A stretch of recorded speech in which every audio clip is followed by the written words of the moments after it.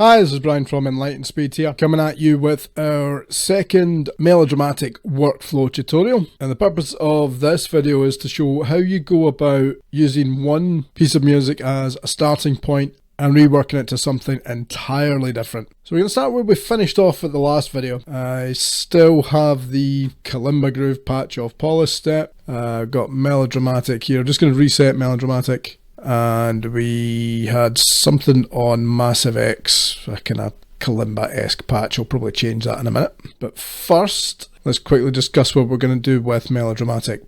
Let's switch it off first of all, get a quick listen to what we've got. If you haven't watched the first video.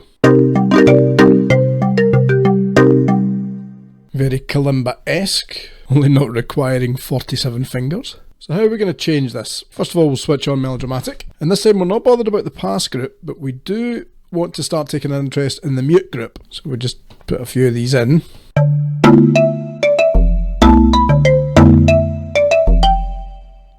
The first thing to notice there is it's going through an inversion algorithm, but we've removed quite a lot of the notes coming through by using the mutes. And the groove itself that is originally there is quite heavily affected. So let's take that idea a step further. Let's go into edit mode.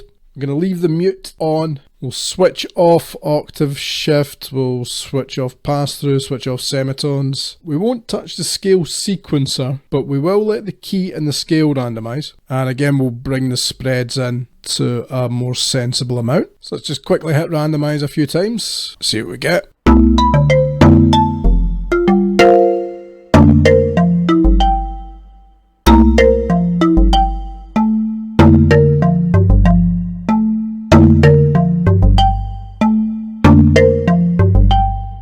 Immediately you can hear that not only is that quite nice, but it's very, very different. We've landed an A sharp Lydian, which is a flattened seventh away from being the exact same as C major anyway. And you can also see here that with the mute, we've got it set to 1 and 2, and thus it can be a lot more restrictive. Over the course of the 16, we don't necessarily have that many, but 1 and 2 allows this group here to form, and the overall effect on the groove is actually pretty heavy. So let's keep going, let's randomize it a few more times.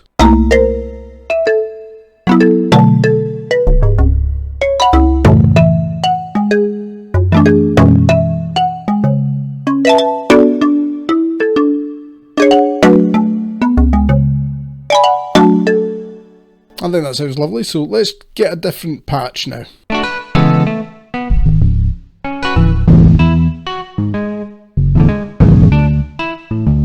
I really like that one, so let's have a wee mess about with that.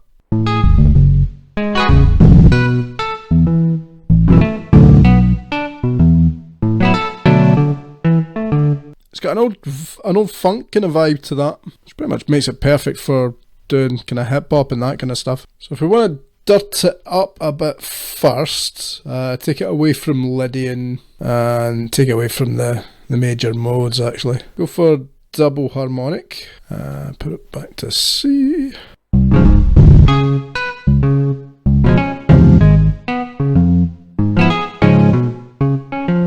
So I quite like the sound of that one, so let's see if we can bring a beat in for this one. Sort the level for that.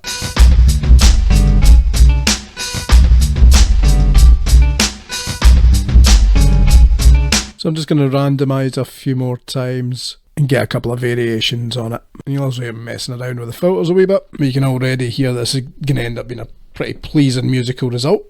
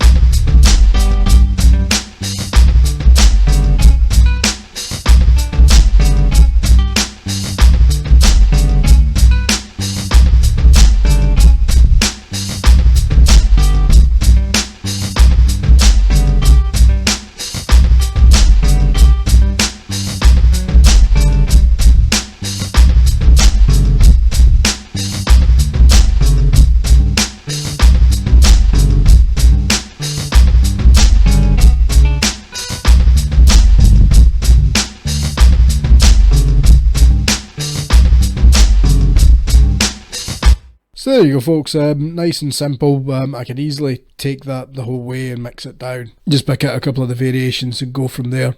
And all you're doing there is just finding one decent patch, inputting one busy enough MIDI groove to it, and MeloDramatik does the rest. Not only has it altered the notes, but by just selectively knocking out a few of the notes using the mute function, it's completely changed the groove as well.